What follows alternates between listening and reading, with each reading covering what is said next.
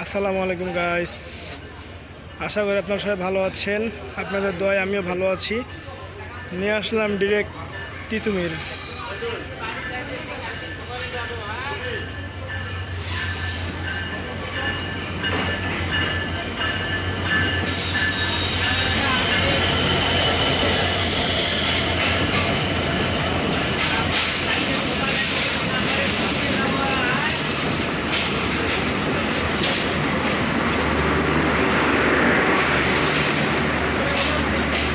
ছাদের উপর লোক আছে রে।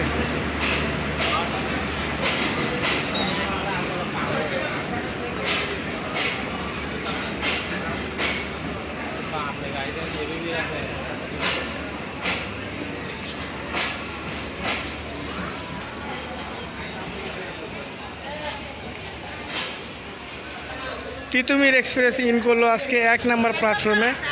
সবচাইতে অবিশ্বাস্য একটা বিস্ময়কর বিষয়। এমনিবেলা তো তিতুমির ইন করে 2 নম্বর প্ল্যাটফর্মে। আজকে একটা কট খেয়ে যাইতাম, আমি কলেজ থেকে আসে দেখি যে এখানে খাড়া রয়েছে।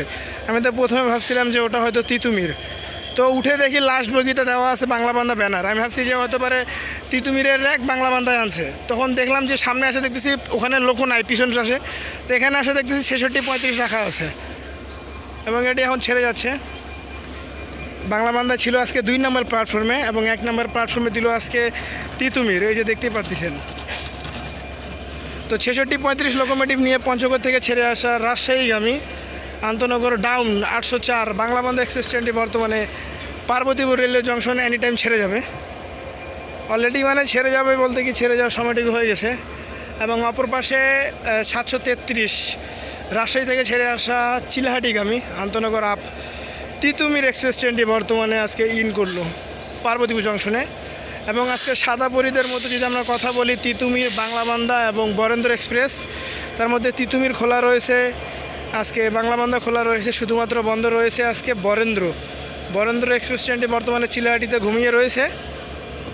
66-35 লোকোমোটিভ নিয়ে অস্থির কিছু একটা ভাইবস নিয়ে দাঁড়ায় রয়েছে।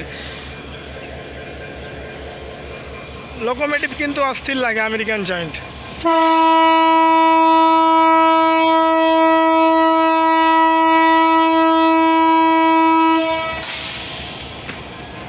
অলরেডি ছেড়ে চলে গেল 66-35 লোকোমোটিভ নিয়ে।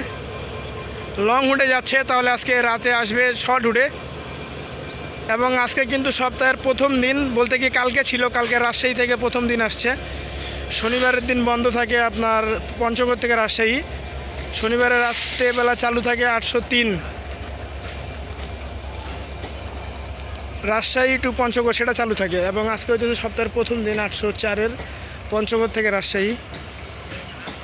আজকে দেখা যাবে বাংলাবান্ধার র্যাক কয়টা, লোকো, লাগেজ ভ্যান 1, 2, এটি 3, এটি 4, 6 নম্বর বগি 5 নম্বর বগি চলাচল করতেছে। এই যে 6 নম্বর র্যাক, 7 নম্বর, 8 নম্বর, 9 নম্বর। এবং সাদা পরীদের মধ্যে এখনই গাড়ি ঝাঁকাঝাঁকি শুরু করছে, এখন তো স্টার্টই হয়নি, তাহলে তো আরও ঝাঁকাঝাঁকি শুরু করবে। শেষের কোচ 2 রয়েছে কিন্তু এসি কেবিন। তাছাড়া আমরা যদি কথা বলি তিতুমির আর বরেন্দ্র, সেটাতে কিন্তু এসি থাকে না। এবং এসি কেবিন কিন্তু পুরো হেলানো, মনে হবে এনি টাইম পড়ে যাচ্ছে। দেখাচ্ছি আপনাদেরকে, এই পারে পুরো হেলে গেছে, ওই এসি কেবিন হেলানো চলে গেল। এবং পরবর্তী স্টপেজ পড়বে ডিরেক্ট ফুলবাড়ি রেলওয়ে স্টেশন।